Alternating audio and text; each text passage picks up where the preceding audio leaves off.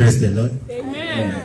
Kwanza nataka kutoa rambirambi zangu kwa wale waliopoteza watu wao, na kitu muhimu ni kuheshimu mwenzako.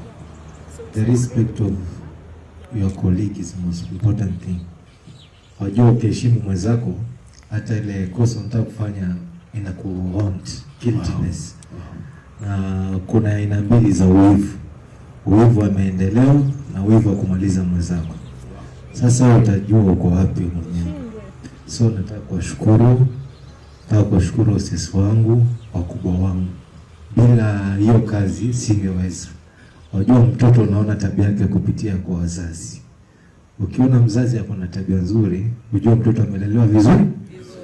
So mimi nimelelewa na madam na ukubwa wangu. Na mnatembea, msiogope, sisi ni binadamu.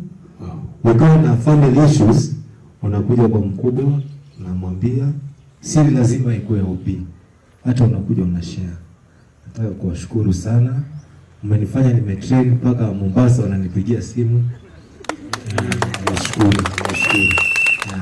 Wengine wananipigia usiku, ilibidi nizime simu. Nizime simu.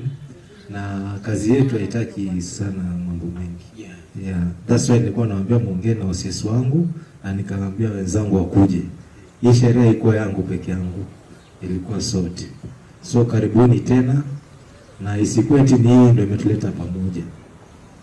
Mko na function yote mkuje. Venye madam amesema cases, mtualike. Na vile madam amesema kuhusu cases, ukiona kwamba imeshindikana kwa mwingine, unaenda kwa mkubwa na pia mkubwa imeshindikana, naomba unisaidie. Mimi nataka kuwashukuru sana. Siwezi waregeshea, lakini Mungu atawaregeshea.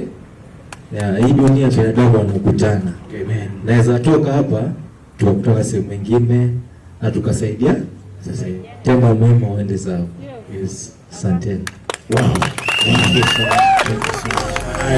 Unasikia